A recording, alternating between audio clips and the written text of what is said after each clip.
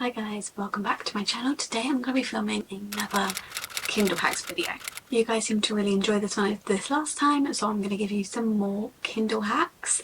I'm really enjoying filming these because honestly I'm teaching myself some hacks as well, because obviously I don't know an unlimited supply, so to continue making these videos I'm teaching myself some new hacks as well, which has been very helpful. So the first hack I have is if you have a Kindle with ads. You buy a Kindle, you can have the option whether to buy one with ads or without ads, and if you buy one without ads it is around £20 cheaper, I think, maybe a bit more. I've seen a lot of people email Amazon and say that the adverts are inappropriate and they have kids, and then they will remove them from your Kindle, and so you can save a bit of money by just buying the one with ads, and then sometimes they'll still remove it anyway. Obviously this is not a foolproof plan. I've seen people that it works for, I've seen people that it hasn't worked for, and probably the more people that start doing it, they're probably going to clock onto it and going to stop allowing people. But just as a little tip, if you do want to save that extra bit of money. The next hack is that you can actually put your Kindle on dark mode. I literally didn't know this, even though it's literally front and centre in your little swipe down settings or when you go on your Kindle. I've never seen it.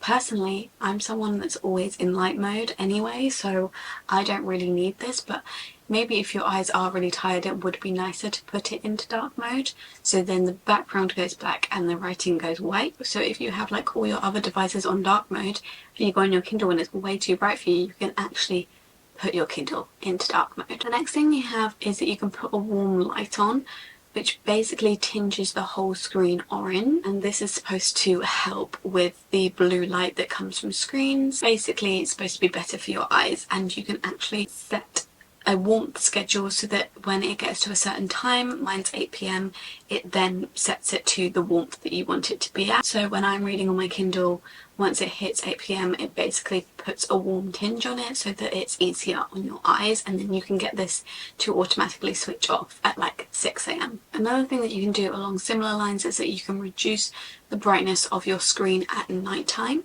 So when it gets to night time, your Kindle will automatically reduce the light that comes out from your Kindle, so it will be less harsh on your eyes as well. Another thing you can also do is set auto brightness. So basically much like your phone is, when you are in more light the screen will get darker so it's easier to read, and when you're in the dark the screen will get lighter. No, the other way around. When you are in light the screen will get lighter so it's easier to use and see, and then when you are in the dark it will get darker because you don't need it to be that bright anymore. This is particularly useful when you're on holiday. Already a paperwhite is really easy to see when it's light and you're in the sun.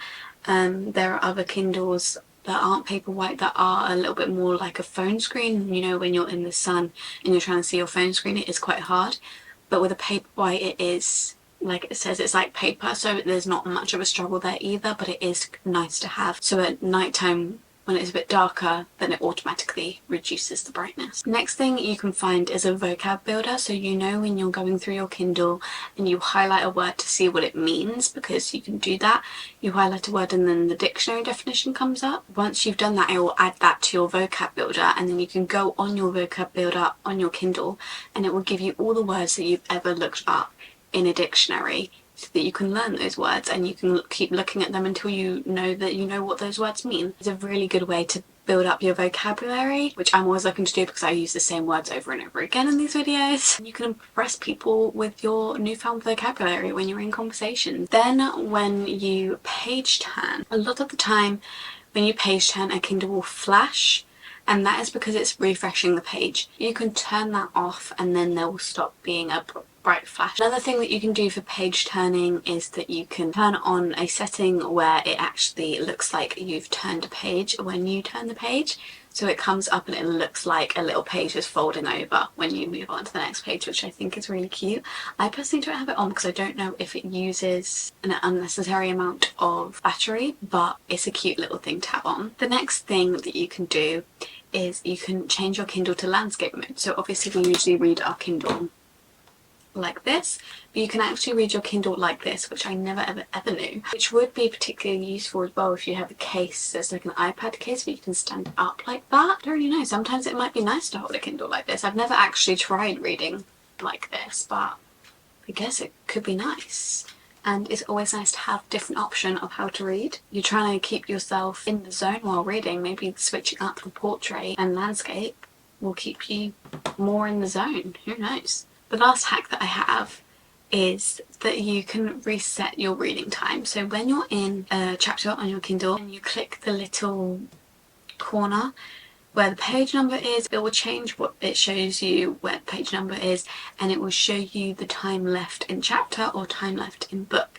And it does this automatically. It automatically calculates how long it takes you to read a page and how long it's then going to take you to read a chapter and then finish the book. But some of the time it gets it wrong, some of the time it takes a while to refresh, and then your Kindle is telling you that it's going to take you 10 minutes to read this chapter when it's actually going to take you 15, or it's actually going to take you 5. And so it may be completely out of sync, and all you're going to do is when you're in the book, you're going to type in the search bar, you're going to put a semicolon, and then you're going to put reset reading time. That will reset that for you. It should recalculate your reading time at the start of every book anyway, but hopefully once you've done that, it will reset and recalculate your reading time and hopefully be a little bit more accurate. Because sometimes I just leave my Kindle on a page and I'm not actually reading, but then it thinks it's taking me that long to read a page and it ups the reading time.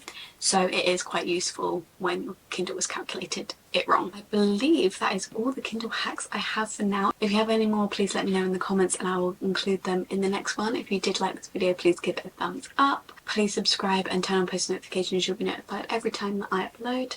You can follow my social medias at @libraryofeden on both TikTok and Instagram, and I'll see you in my next video very soon. Bye!